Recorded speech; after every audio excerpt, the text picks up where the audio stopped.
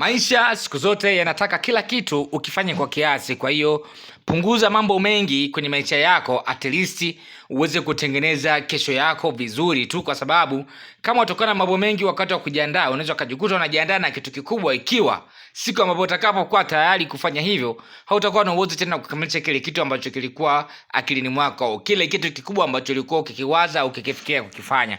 Sasa hapa nimekuletea jengo zuri la kisasa, ambapo kupitia jengo hilo hapo ndani yake unapata jumla ya vyumba vitatu vya kulala, na vyote ni self bedroom, na ukiangalia mpangilio wake ni mzuri na ni wa kisasa pia, na ni mpangilio ambao umekaa katika namna ya marefu na mapana, imekaa kama bastola hivi, naweza kusema hivyo.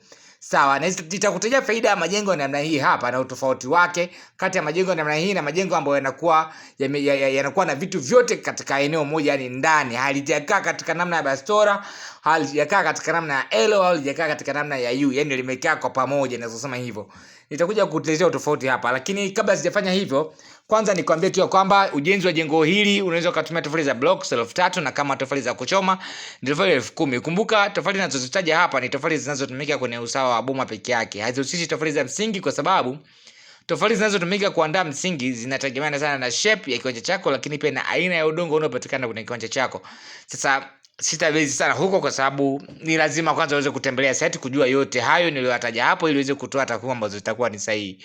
Na hapa bati ni 120 za futi 10 na mbao za kenchi ni 250. Kumbuka hili jengo unaweza kujiuliza kwa nini liwe na bati nyingi kiasi hichi. Kwa ile bati inategemeana na shape ya jengo, of course, kwa sababu jengo limekaa katika namna bastora, kwa bati hazitaenda juu, isipokuwa zitakuwa zikifuata uelekeo wa jengo lilivyo. Sawa, kama utazipeleka juu zaidi zikawa bati zaidi ya hizo ambazo nimeweza kukutajia hapo.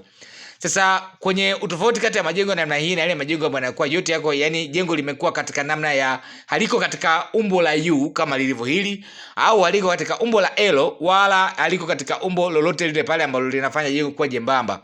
Sawa, utofauti wake ni kwamba majengo namna hii hapa huwa yana kiwango kikubwa sana cha hewa ya asili ndani, lakini pia na mwanga wa asili ndani, tofauti na ile majengo mengine. Lakini pia ni structure au umbo la majengo kama haya. Jengo la namna hii unaweza kulijenga hata kwa tope, kwa wale ambao wanapatikana maeneo ambayo zinapatikana tope za kujengea.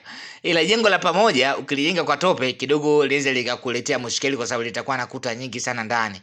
Inaweza ikaletea madhara kwa kuta za ndani. Kama kuta moja itakuwa dhaifu, kuta nyingine inaweza ikapelekea jengo kubomoka kama kuta zitakuwa nyingi kwa upande wa ndani. Sawa, lakini pia majengo ya namna hii hapa ni simple sana kuyajenga, hayachukui muda mrefu sana, kwa sababu hayana vitu vingi sana ambavyo vitahitaji kutumia akili mno au kusoma vipimo kwa ukaribu sana na kwa umakini, tofauti na yale majengo ambayo yanakuwa kidogo kila kitu kiko ndani. Japo katika ubora, of course, jengo lipi ni zuri na lipi linazingua? Hapana, yote ni majengo mazuri, inategemea na matumizi yako. Sawa, inategemea unatumia vipi, lakini yale majengo ambayo yanakuwa yamekaa kwa pamoja yanakosa hivyo vitu viwili. Cha kwanza ni mwanga wa asili wa kutosha ndani, kwa sababu kutakuwa kuna corridors nyingi. Sawa, kwa kuna makorido hakutakuwa na mwanga wa asili wa kutosha pamoja na hewa ya asili ya kutosha. Kwa hiyo unatakiwa kujiandaa kutengeneza namna ya kupata hivyo vitu kwa uzuri zaidi, bila kuwa na changamoto nyingine yoyote ile pale. Lakini mbali na kuwa na vyumba vyote ni self kwenye ile jengo, kuna sebule kubwa, dining kwa maana sehemu ya kulia chakula, jiko, lakini kuna vyoo viwili vya nje.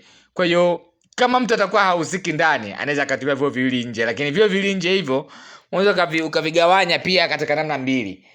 Kimoja kikawa bafu na kingine ikawa choo, kimoja ikawa choo, kingine ikawa bafu, au vyote vikatumika kwa pamoja, kwa maana ikawa choo na bafu, kwa sababu nafasi inatosha kulingana na namna ambavyo tunaweza kuidesign.